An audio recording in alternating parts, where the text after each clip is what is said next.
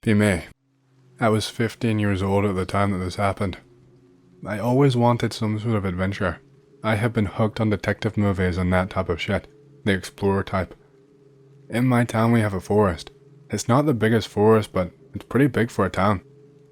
One day, my friend calls me to say that he took a look at our old tree hut place within the forest and saw children's clothes hanging on the trees and on the ground. Interested. We meet and he shows me the way. I see children's clothes, all dirty, but fairly new, laying on the ground. The kid could be about 7, 8, or 9 years old approximately. We walk around more, find another place, with adult clothing this time. There is underwear hanging on a tree, a bed made of a bamboo fence, and more clothes. This is suspicious.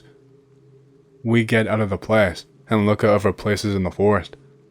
We find several other places with weird shit like this too.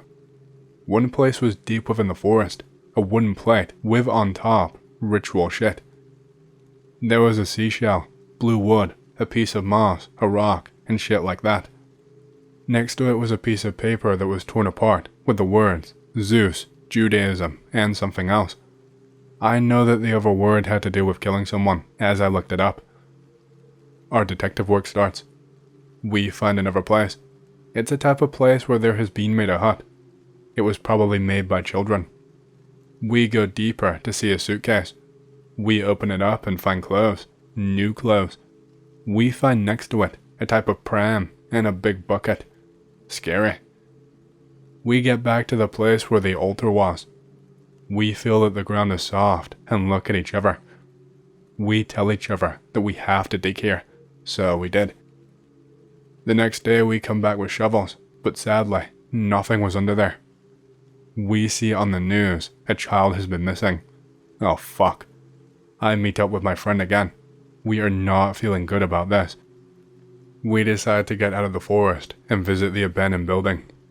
In 1993, next to the building, there was a nuclear power plant. It exploded and killed the people in that building.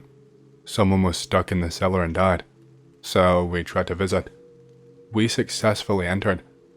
We go look around and see a water trail leading up these stairs. We are getting interested. We follow the trail and see that it goes through under a door which is closed. We wanted to open up the door before my friend touched the water trail. He told me that the trail was wet. I felt it, and my hand got wet. We hear something fall behind the door. We're getting out. We ran outside, feeling all fucked up, knowing something ain't right. We walk back through the forest again, up to our house. It's already dark.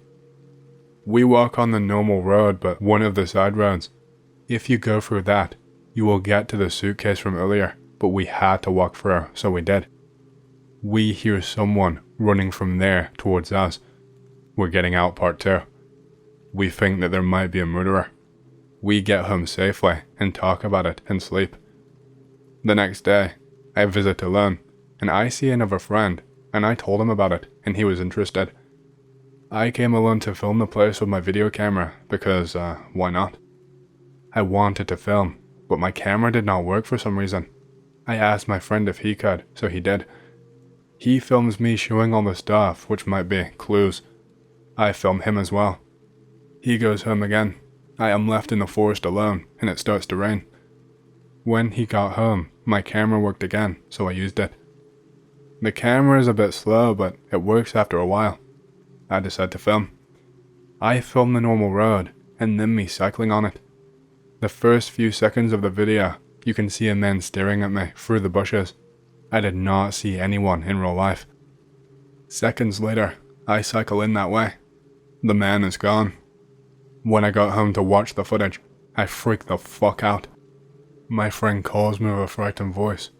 He tells me what we have filmed, only the first second of the clip was filmed, and the last second of the clip. I freak out. He freaks out. We freak out. Something must be wrong with this forest. I decide not to come back because this was too spooky for me. I had nightmares a couple days long after the happening, so did my friend. My other friend who began it with me will not go into the forest again as well. That child is still missing. The mystery has never been resolved. We still don't know what is going on with the forest. We never will. Some questions remain to be unanswered. Case closed. Not quite paranormal, but certainly noteworthy. Be a teenager at the time that this happened. Urban exploring for the win. With some friends, we decided to go and inspect a huge-ass factory near our town, which is closed for about 50 years now. We go at night so that nobody would see us sneaking in. Minor thrills as we proceeded through the factory. It's almost empty except for some bats, garbage, and minor interesting things. There is also a smaller building across the factory ground. I went to check it out, but I can't find an entrance as the doors are sealed. I almost want to go back, when someone notices a kind of handmade rope from old clothes hanging from one of the small windows. It's almost as small as the monitor of a regular notebook. We somehow get in through this window. The first floor is complete rubbish. Half of the walls are broken and debris is all around. We notice stairs on the other side. We proceed to go up the stairs. We get on the floor. Nope. There is a fucking old hobo laying on a bed reading a book, using an oil lamp as a source of light. Well, what? We look at each other as if we'd never seen a human before. He welcomes us and lights up a small fire. He offers us to sit and chill with him for a bit. Okay, what the fuck? We are curious, so we ask him various questions. Above others, he told us that 2 other guys are living with him there normally. My face went. They lived there during the winter as well. He told us that during the winter, last one was tough that year, about minus 22 Celsius at worst. They also live and sleep there, staying alive by drinking an antifreeze car washer water and sleeping together naked. Nope. He gives me an old broken picture of some small child as a gift, and my friend got an old teddy bear without a leg. Okay, thank you. Goodbye. Later I met the guy in town and bought him some meal. Sorry if boring. Nothing paranormal happened here as far as I know. I hardly ever post anything long, so bear with me. Be on holiday with a few mates in the Isle of Wight. Let's call them T, D, and C. That face when. All of the people our age were abroad drinking and screwing people, but oh well. We decide one day to get out on a hike along the coast just for the hell of it. About 30 minutes in, we find a line of old coastal defenses from World War II. Exploring time. It's worth pointing out now that me and T are quite into outdoor activities, almost to the point of preppers, so we were carrying a fair bit of gear. There were quite a few collapsed pillar boxes and sentry posts dotted around the area, but the most interesting thing was a highly walled gun placement with no obvious door. T pulls out a bit of climbing rope out of his bag, and we form a makeshift rope ladder. I throw it into a small hole high up and tie it off. We elect C to climb up first since he is the smallest, and since I'm reasonably fit, I could catch him if he fell. C climbs up with no problem and reports a small open hatch on the roof. D climbs up next, followed by me. As T was climbing, the knot slips and he falls down. T was not badly hurt by the fall, but he did not fancy trying again, so he decided to look around at the base of the fort, as we called it. Meanwhile, up on the roof, we were trying to work out what was the best way to get down into the bunker. We decide in the end to properly tie the rope onto an exposed bit of steel cable. This time, I am elected to go first, as there was a funky smell coming from the hatch. We joked about how it's either a crack den or a murder site, and spooked ourselves a little. Armed with a Mora knife and a hatchet, I descended into the bunker. The interior is filthy with trash and general dirt, so we assume that local kids used it as a hangout. D comes down the rope behind me, but C decides to stay as a lookout. Me and D go into the main part of the bunker and see the words, "Sure Death," spray painted on an iron plate on the wall. Picture shows a bit of the bunker and the iron plate that covered one of the windows. A little freaked out, me and D carry on further into the bunker when we come across an open blast door and a flight of stairs. Putting on our headlamps, we go down the stairs. The smell of damp and something else getting stronger with every single step that we took. When we get to the bottom of the stairs, there was another room with another door. This one was rusted and sealed shut. T calls out from the outside. How are you guys faring in there? Me and D hear a voice, slightly muffled from the other side of the door. You should leave. Your friends are getting worried. Me and D look at each other, and then nope the fuck out of there. D reaches the rope first and climbs up. As I reach the rope, I am sure I heard footsteps coming up the stairs behind me. Me, D, and C grab our backpacks from the roof, jump down, and run like the hounds of hell were after us. Once we got back to where we were staying, we realized that we had left T's climbing rope behind, so we agreed to go back the next day. T and C were obviously skeptical about our story, so D said they could go inside next time. The next day, we arrive at the bunker, and I have to let C stand on my shoulders to climb back onto the roof. C calls down, guys, where is the rope? T is getting pissy at this point, so I have to get him onto the roof as well, so he can see it's gone for himself. Whilst they were up on the roof, me and D walk around the base of the bunker to see if it was T messing with us the day before. Our faces when the bunker was solid concrete all around the sides, no obvious door. T and C jumped down saying that the rope was nowhere to be seen and that we owed him a new one. We put the disappearing rope down to bored youth just to make T feel better, but holy shit, I never want to go urbexing again. Picture it as the open blast door. Be me. When this happened, I was a college student home on break in Maryland. I have a couple of friends back home who are also into urbex. One of them tells me about Patapsco State Park. Apparently, there are some cool abandoned churches there, plus some other interesting stuff. We make plans to go there. The plans fall through. My friend has something else to do that day. Fuck it. I'm not gonna be back home long enough for us to make another plan. I'll just go by myself. It's a bit later in the day than I'd planned, on account of waiting for the friend. I get there at about 4 p.m. It's mid-November, so the sun is already getting kind of lowish. I park the car and start hiking. The first church is easy enough to find, a big white Protestant structure right off the parking area. I spend a bit of time fucking around in there, climb a bit into the steeple. I go down the trail and find more shit that my friend said was there. Check out an old water cistern. Check out an old car in a ditch. Check out another old car in a ditch. Yo, wait, there is even more up this way. I look up and see the other church. This one makes a much nicer ruin, 100% stone, Catholic construction. Name is St. Stanislaus Kostka Catholic Church, pics are related. Around 6 o'clock by now. Valley is not in direct sun anymore, but the light is still pretty good. Go up to the church. I find one guy there with his GF smoking weed. I give them a bit of light-hearted shit about it while I check out the church. I'm an architecture guy, sue me. Eventually, the guy and the GF leave to go home or something. I notice a few stone blocks lying off in the woods a bit. I go to check those out, thinking they're from the walls or something. I realize that they have writing on them. It's a cemetery. I start trying to read the graves. I hear a voice from off in the woods.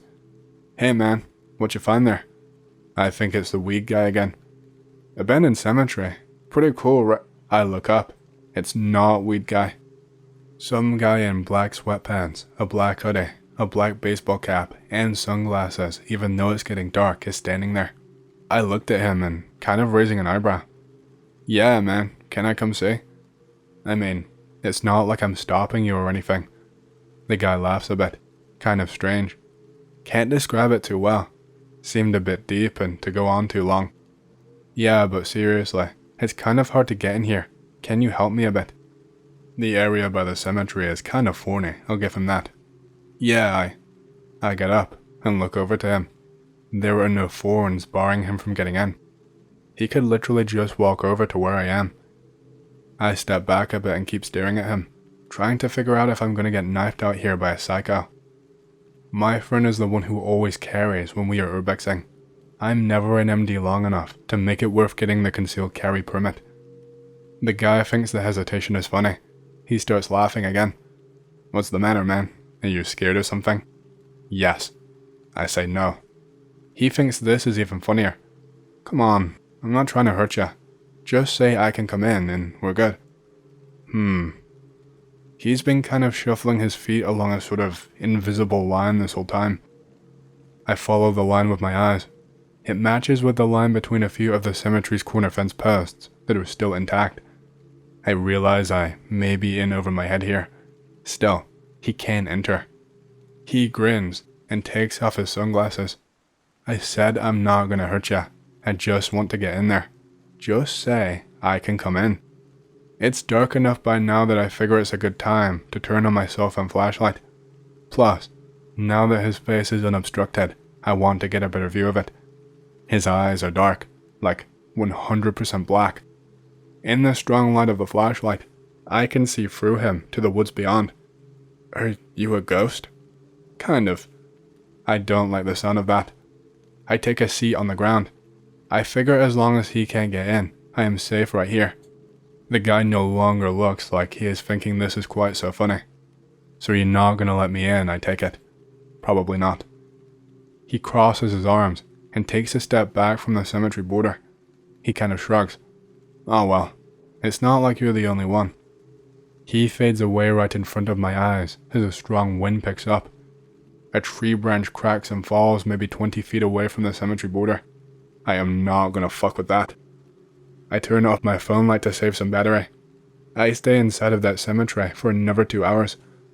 I finally head out at about 10:30. I have not heard anything in a while, and my battery is getting low. Be on DEFCON 1 all the way out of there, just in case I run into him again. I never do. My parents were kind of pissed that I was out that late, but whatever. It was honestly a really strange encounter. I was pretty scared when I saw his eyes, but I think I managed to do the right thing to get out of the situation. Looking back on it, I believe him that he was more interested in the cemetery than he was in me, but at that moment, I was thinking more that the cemetery was my only safe place at that moment, and there was no telling what he could do if I let him in there. I also definitely believe that he basically allowed me to go, and that if he'd really wanted to, he could have waited around and really fucked my shit up when I finally left. It seems like that church probably gets at least a few people a week based on weed guy, so his interest in me was mostly as a tool to let him break through the protection of the cemetery. One tool can usually substitute for another, so basically, I was just one failed attempt in a series until he hit a success. I kind of wish it was a cooler encounter, but not everyone hits the supernatural pay dirt. It was definitely scary as it was happening. Hey, hope you've enjoyed the story so far. If you want to hear more, make sure to subscribe, like the video, and leave a comment because it lets YouTube know you like the content and helps more people to see these videos. My next big goal for the channel is 100,000 subscribers, and as a celebration, I will be doing a Q&A video once we hit that goal. Thank you, and back to the stories. This happened to me in St. John's, Newfoundland, Canada, back in 2011. I think I may have brought it up a few times before, I'm not sure. If you are familiar with St. John's, you may or may not have seen the Grace Hospital, a maternity hospital. It was torn down from the top down back in 2007-ish and had supposedly been abandoned for a couple of years before then. Well, anyways, fast forward to 2011. What is left of the Grace Hospital is just one massive field, which was somehow sad because I was born there. I walked through that field often as a shortcut between places, and many times I would often hear noises, but I would mistake them to be the sound of the city, considering that the road was pretty close. Now, here is where the interesting bit comes in. I have this friend who's a bit of a man-child. We have been friends since grade school, and he just didn't seem to grow up mentally. He has the mind of a 10th grader. When I was off my work hours, me and him would walk around downtown, and we would hang out in the field. He told me that he stumbled across something one night when he was with his brother, and he brought up the noises that we would mistake for city noises. He had supposedly brought shovels to the field a few hours before we hung out, and his plan was to show me what he and his brother thought he found, right? He brought me to a dirt pile, which seems like it was recently dug out and crammed back in, and so we both started digging into it and found a hallway underneath the field that seemed half caved in. It turns out that when they tore down the building, they just said fuck it and left the basement in. Of course, the basement was mostly caved in, but there were a few pockets here and there without being caved in. There was graffiti on the walls, presumably written before the building was torn down, and there were typical hospital signs too. It was dark, and so my friend took out his cell phone and used it as a flashlight, and we explored for a bit. There was what appeared to be a power generator room, coated in dust, with a few trolleys scattered in the hall and in the room. There was also a half-collapsed room that looked like a medical storage room. There were old syringes, needles, and shit everywhere. There was a bloody bandage on the floor too. None of us thought anything of it though. Nothing could be living down here that would be threatening, and we were right for the most part. There was also a door, and it was near the area in which we dug into. However, we saved that door for last, which was now. My friend grabbed the knob before me because I was a wuss, and the fucker got a splinter. Instead of freaking out, he took it as an opportunity and used his bloody finger as a pencil to write on the wall, "We were here, June 2011" in red. He also included the exact date. However, I'm not one to remember. So, we opened up the door, and we were met by a rotten stench. There was a rotten stench before, but it was not as powerful as this. My friend's phone batteries died, and we had only the light of the hole that we dug out, so we could barely see a thing. Dust was flying in the air due to the disturbances we were making, giving the place a dark brown tint. We could see metal shelves in this room, but that's about it. Given our visibility, and given how long this room was, it could have been another hall. However, I am not exactly sure. We reached a dead end though, as there was another cave-in in this room. We saw a silhouette, and I had to squint to see better. Sticking out of the rubble was a yellow construction helmet. I told my friend, and so he picked it up. He didn't seem to notice what was under it though, and put the helmet on his head. In the pile was what appeared to be a half-buried human skull, right where the helmet used to be. The problem was that the skull only had one eye socket on its left side. As my vision started to adjust, I could see what appeared to be an inanimate hand skeleton. However, it only had 2 fingers and a thumb. There were no fractures. It seemed reached out lifelessly from the bottom of the pile, as if whoever owned that fucked up mutated hand tried to grasp for life as he was being crushed. There was also what appeared to be a ribcage on the floor, and the only way I noticed this was because I stumbled back in shock from the odd skull in the hand and stepped on it.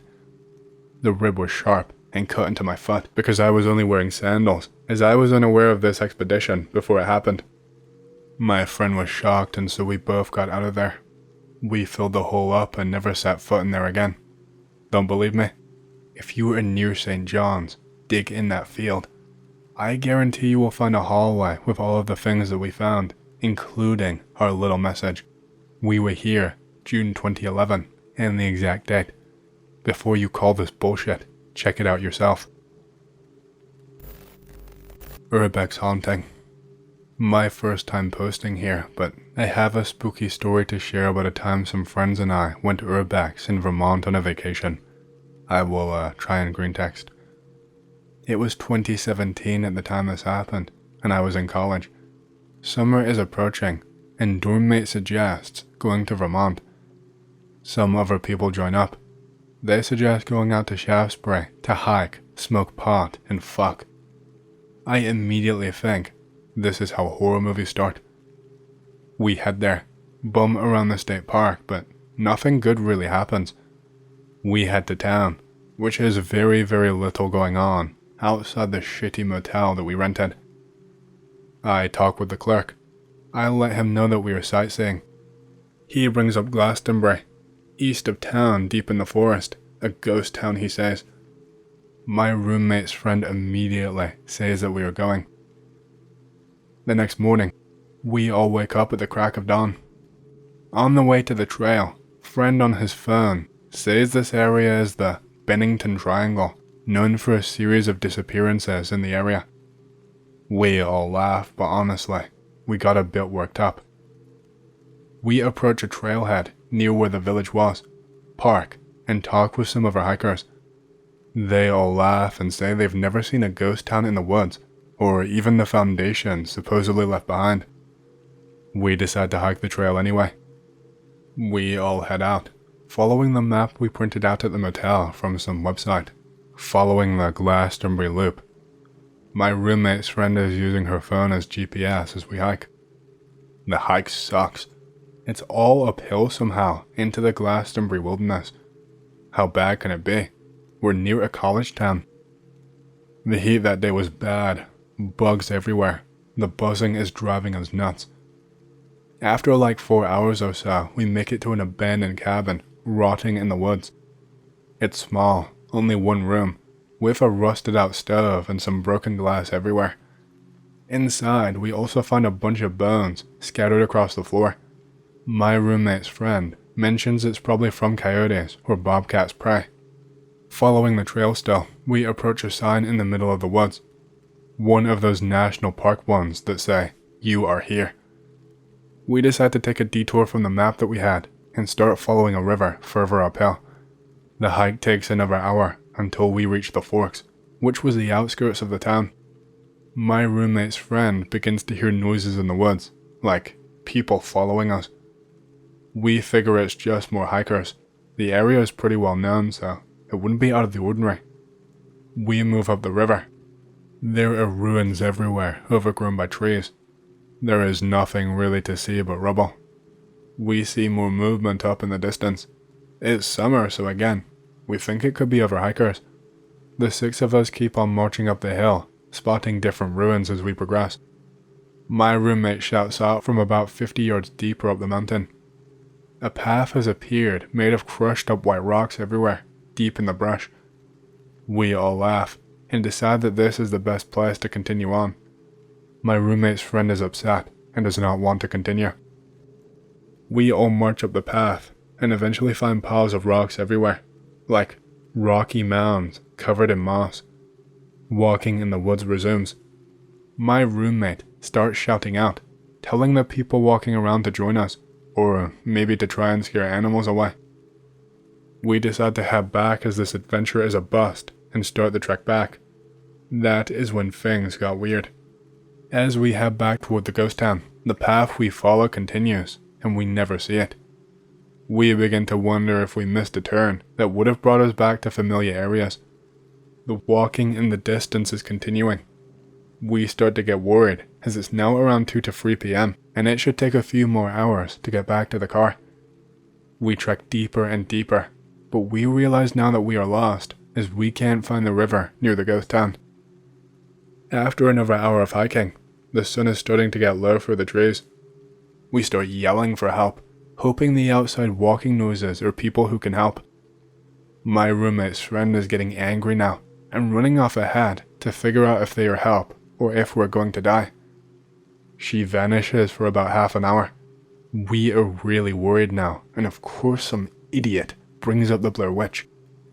Like magic, we hear the missing friend yell that she found something. We follow her and find an old 3-story house surrounded by dead trees. We are freaking out now. She had not been inside. The door is locked. Also, there is no more walking in the distance. We look around, and despite the ghost town from the late 1800s being completely consumed by the forest, the house is completely intact despite some weathering. Even the windows are not broken. We debate on whether to go into the house or not. I say yes, in case there's an old phone or map or something that can help. My roommate is very against this, but the vote goes 4 to 2. We manage to get the back door of the house open. Inside, the house is very Spartan, simple wooden furniture. We realize we're in a kitchen as there is a huge fireplace with a blackened hearth. Outside we hear a giant crash in the distance, like a tree limb falling. We call out to my roommate and the other friend who stayed outside. They rush inside, stating that the walking was really close now. More old things in the house, books and bottles, but no phone, and nothing that looked like a map. We debate where we are, since the phones no longer work, to track us like GPS. The 6 of us decide to head west toward the setting sun, since there has got to be a highway there eventually. We leave the house, and head off towards the setting sunlight, while the walking continues to follow us. Hours go by, and eventually, we happen upon some hikers. We are close by Manchester Centre, a town about 20 miles north of where we are parked. A couple who found us gives us water. Some of our hikers volunteer to take us back to our SUV. We immediately drove back to Albany. Everyone was quiet on the ride back. It became a good party story about the time we got lost in the woods and found the Blair Witch house. Seriously, to this day, I am not sure what happened. I have seen YouTube videos going to the ghost town, but the house is never talked about. I am not sure if it was a witch's house or someone's hunting cabin. I have no interest in going back.